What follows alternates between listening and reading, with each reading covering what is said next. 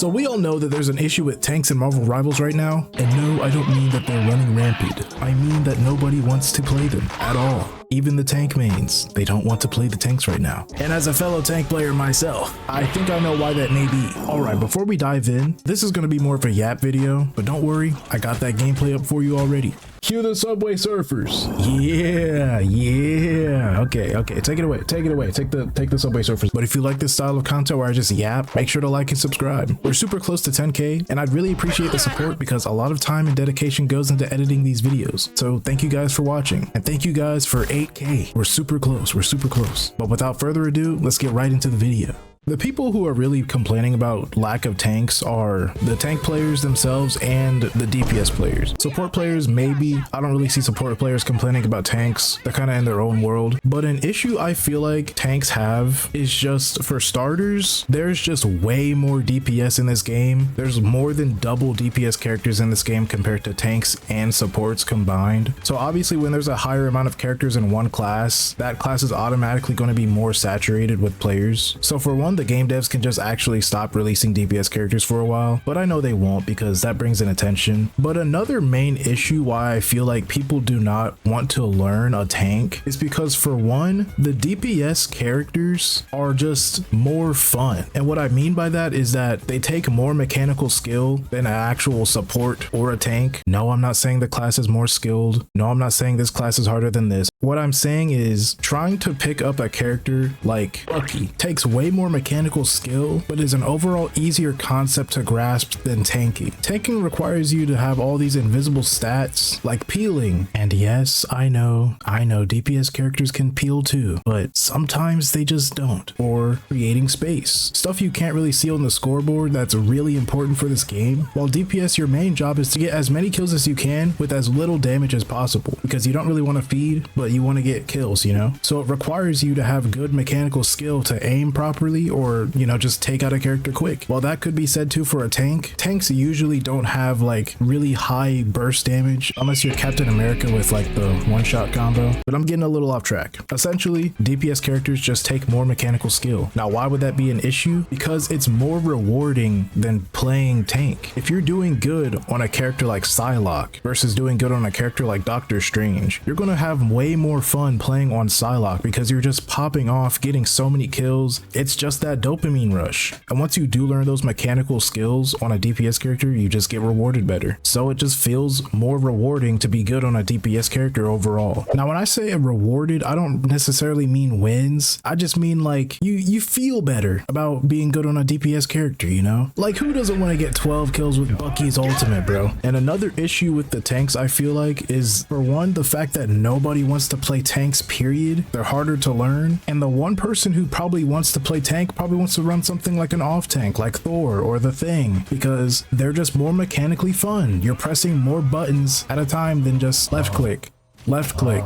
shield, left click, right click. Like, you're just doing more than just standing around being a big shield. Again, this is just my opinion. Obviously you might find shield tanks fun, but generally I just feel like an off tank, mechanically wise, is just more fun than, you know, Doctor Strange or Magneto. But back on topic, the one guy who's willing to go tank probably wants to play like Thor. Thor's gonna get wiped and he needs a second tank so he can actually do pretty decent. But since nobody's playing tank, the whole team's gonna get screwed because now we effectively have a no tank, because Thor sucks as a solo tank. And then this soul mentality sets up the reason why tank players are kind of retiring in a way, because then their team starts saying, hey, can you switch to this solo tank like Doctor Strange, Magneto, Groot, a character that you don't want to play so we can all win? Or, as some people take it, play this character so I can have fun and you can be a shield, bitch boy. And as a tank player myself, I get the feeling all the time, bro. You know how many times I want to just hop into ranked and play Thor, but I gotta hop on Magneto because he's just way stronger and no one else is running tank. Everyone else is just running DPS characters and supports. Now, obviously it is match dependent. Sometimes you do have to switch off of this tank because they have counters. But if you just queued up into the match and everyone's already talking about switch, then yeah, I'm gonna feel some type of way. Why don't you, the DPS player, just help the team out and go another tank? Because 2 off tanks can work. 1 off tank can work too, but it's kind of harder. More dedication needs to go towards healing the tank. and running a shield tank just makes it way easier. Now granted, like I said, it's all matchup dependent. Not every one match is going to be the same as the next, but typically wouldn't you just feel safer if you had a Doctor Strange on your team as a solo tank compared to like a Thing? Yeah,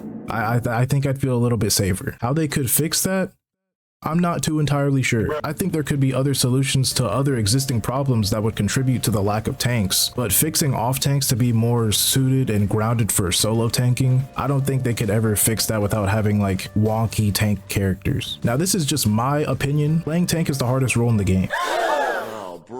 Now, before you dislike the video, bro, relax, just relax. Let me explain. I understand that the teams will not function without at least one type of class on the team, unless you're running something weird like goats. It all contributes to the win. So my big grand solution for all of this, for all of the reasons people don't want to play tank, or there's just a lack of tanks in general, they just need to add more interesting tanks. Now, I've already released a really old video about potential tank characters they could add, like Thanos or Moon Girl and Devil Dinosaur. Now, while I do still want those characters in the game, I've realized a lot of tankier characters in Marvel are kind of just cookie cutter and boring in general. Every time you're scrolling on TikTok or something and you see like character suggestions or like character concept ideas and someone suggests a tank, it's either like Colossus or Juggernaut or some big bulky dude whose power is just super strength and like super durability. And yeah, that's cool, but for a video game like Rivals, how differently would they play compared to someone like the Hulk, the Thing, Thor, Captain America? Like all these melee tanks, how would they really play that much differently? So they just need to add more interesting tanks, more complex tanks, something more than just shoot two primaries, shoot a left click, hold up your shield, and then just rinse and repeat. We need a 5-star tank, someone who's not Penny. And this is another thing, like I just mentioned, all the melee tanks, they're kind of similar. They all have their own unique kits, but at the end of the day, they're all really similar. They're all melee, they're all punching you, you know? And then the shield tanks, they all just function similarly. Our only real unique tanks are Groot, Penny, Venom, and kind of Emma Frost. The only reason I say kind of for Emma Frost is because she's unique in the fact that she has 2 stances, but those 2 stances are already just something that we already have, melee and shield tank. So it's unique in the fact that it's 2 stances, but we already have both of those. And while I understand it's kind of hard to balance a tank, we just need something better than what we already have. Like I really like Penny's kit. She has one of the most unique kits in the game, but she's not a good solo tank, let alone a tank period. Her kit kind of just relies on the enemies being stupid. You set up a trap on a health pack with a dive comp, they're gonna probably fall for it, but if the enemy's smart enough to not fall for the health pack, all of Penny's value is kind of just gone. Sure, she could just put her nest behind a wall and like benefit from that, but then just don't walk by the wall or go on an off angle and break the nest. I don't think Penny's that good of a tank right now. Now Groot, he's really interesting because you place walls all over the map, mainly just behind enemy tanks to cut off their source of healing, and I think Groot was a good step in the right direction. But if he gets banned, then nobody wants to play Doctor Strange or Magneto again and again. We just need more variety in tanks, and we need more interesting ones at that. Well, I don't see you adding any ideas for tanks.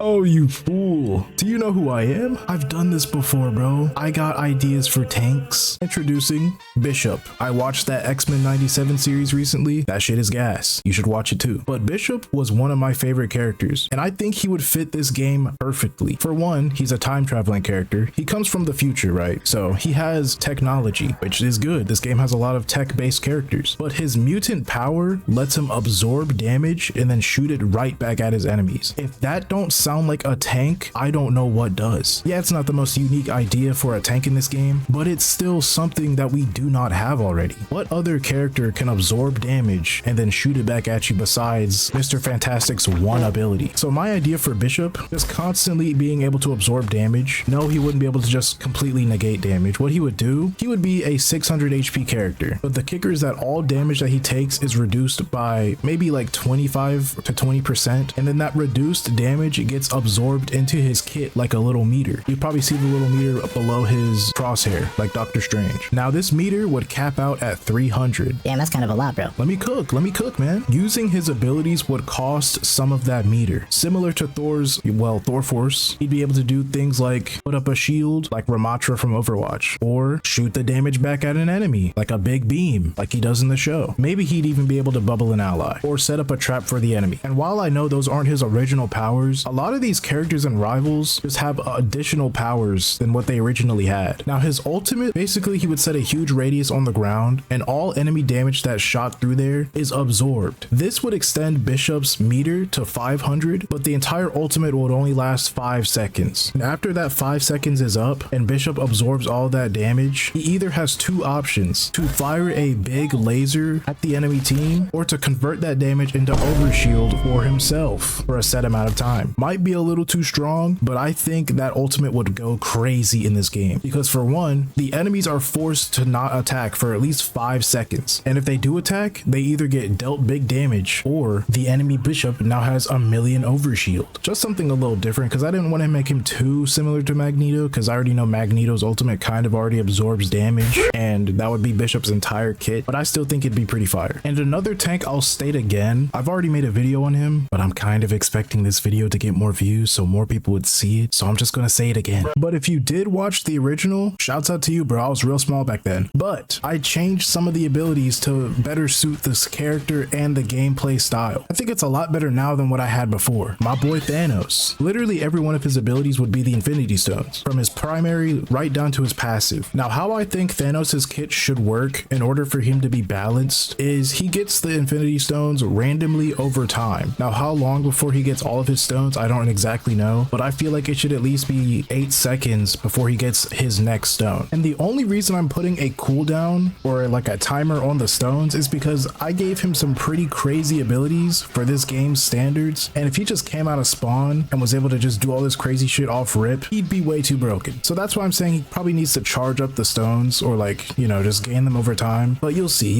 He'd start out with one, and that would be the Mind Stone. And the only reason I'm saying the Mind Stone as his first stone is because I really can't think of an ability that the Mind Stone would really do. So it's just going to be his primary. He was a melee tank. I really don't know what he would be able to do with his stone abilities. So I'm thinking he should be a ranged tank without a shield. So the Mind Stone would probably just be a hit scan beam, but it won't be able to headshot. Maybe it caps out around like 20 meters. The Time Stone would basically just be an AoE field, similar to Wanda's ability. It just stuns the enemies a few times if they're caught inside the field. The Reality Stone, I'm changing this one up a little bit just because I played the game a little bit more, and my previous idea just kind of wouldn't really be that cool. He would take chunks of the map and just shoot them back at you. The longer he holds this, the more damage it would do, and he can only hold it for a max of like 2 seconds. Basically just the more map he absorbs, the more he can launch back at you. Now the Power Stone is an interesting ability. I kind of want it to be sort of like a passive, but not really. Basically, every character has a melee attack that does around like 30 damage, but for Thanos, I think his melee attack should be something related to the Power Stone. It would do 10 extra damage, and whenever he melees, he moves forward about 5 meters. So I'm kind of debating letting Thanos start with 2 stones instead of just 1, but let me know what you guys would do. Should he start with both the Power Stone and the Mind Stone, or should it just be one? I'm kind of leaning towards both now that I'm saying it out loud, but still, let me know. Also, I kind of just wanted to give him like a primary fire melee sort of combo, so he'd be able to weave in melee attacks between his primary fire. The Space Stone, it would just be a solo teleport to any point on the map that he chooses, up to 60 meters. So it's kind of like Strange's portal, but way nerfed because only he can go through it, and it's only 60 meters. This would have a long cooldown on it as well because that's a tank with a TP. That'd be really OP, bro. And now the Soul Stone would be his only source of self-sustain. I know I mentioned Wanda already, but this would be something similar to Wanda's primary fire, where it just sucks the enemies and it gives him a few overshield. It can only suck onto them for like 3 seconds, and if the enemy leaves that range, well, it just ends. This would probably be on like an 8, maybe 5 to 8 second cooldown, and I don't know the exact conversion rate I'm thinking of, but it would be close to 1-to-1. So like however much damage you do is how much shields you're getting back, but it wouldn't be doing crazy amounts of damage because again, this is a tank. They're not supposed to be doing the craziest amounts of damage. Now a little bonus effect I'd like to give the Soul Stone, I would let you be able to use the Soul Stone while using your primary fire, sort of giving him like a burst combo, but he won't be able to use his melees at the same time too. Now I know what you're thinking, damn, that's a lot of fucking abilities. They can make it work, bro. They can make it work. Now the kicker, what you've all been waiting for, that big